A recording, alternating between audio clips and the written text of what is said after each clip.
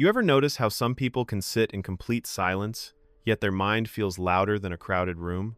Not because something is wrong, but because their thoughts never really slow down.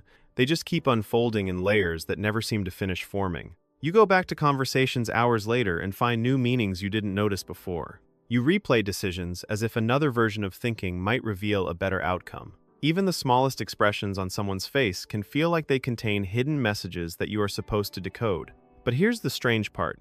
This isn't confusion. It's depth turning inward on itself. If your mind has ever felt like it refuses to settle, like it keeps building new explanations over old experiences, then what you're dealing with is not random at all. It follows a pattern, a psychological architecture that most people never learn to recognize inside themselves. Because what feels like overthinking is actually the mind trying to create certainty in a system that was never built for certainty. And to understand this clearly, we need to slow it down and look at what is happening beneath your awareness when the thinking begins to spiral. Psychologists describe this process as maladaptive rumination, a repetitive cognitive loop where attention gets stuck on unresolved thoughts without reaching closure. A 2018 neurological analysis conducted at the University of Michigan found that individuals who experience chronic rumination show heightened activation in the brain's default mode network, the system responsible for internal narration and self-referential thought processing. In simple terms, your mind continues running even when nothing external requires it to. But that is only the surface layer. Because what makes this even more complex is that the same neural pathways involved in deep analytical thinking are also responsible for repetitive mental looping. The brain does not inherently separate insight from repetition.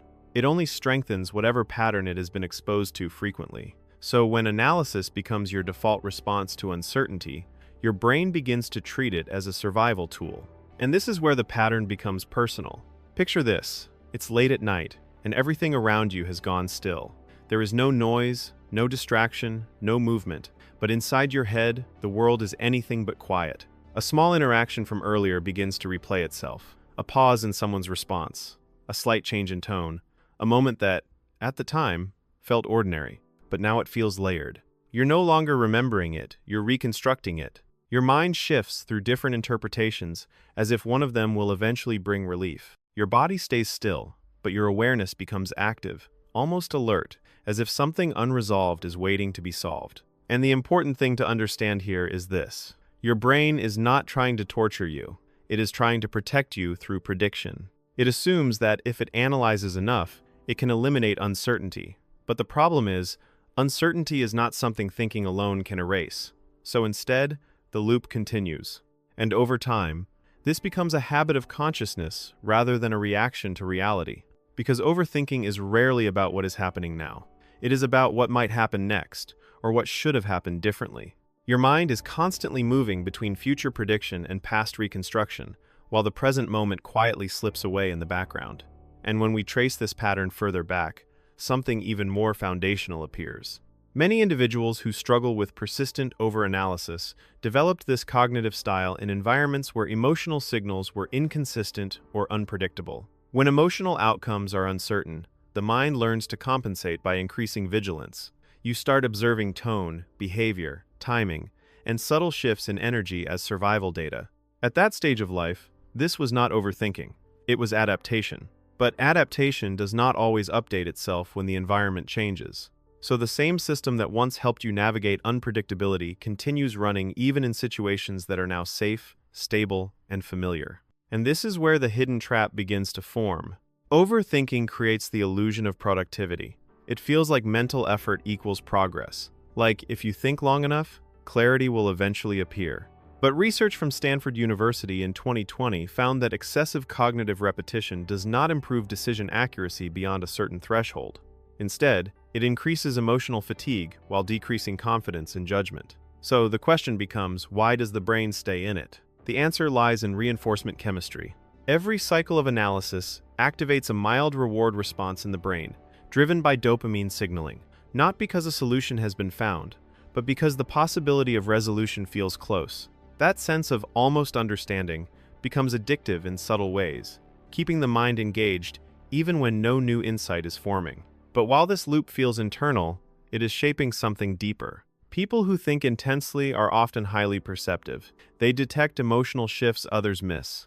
They process nuance where others see simplicity. Their awareness is layered, detailed, and often emotionally rich. The same cognitive sensitivity that leads to overthinking is also responsible for deep empathy and insight. And yet, when that awareness turns inward without direction, it begins to feel overwhelming instead of illuminating, because there is a point where perception stops creating clarity and starts creating noise. And this is where an internal contradiction emerges. You can understand situations at multiple levels simultaneously, yet still feel no closer to peace. In fact, the more angles you see, the harder it becomes to settle on one interpretation. Life stops feeling simple not because it is more complicated, but because your mind refuses to reduce it. And that creates a quiet emotional strain that most people never see from the outside. But at a deeper level, something important needs to be understood.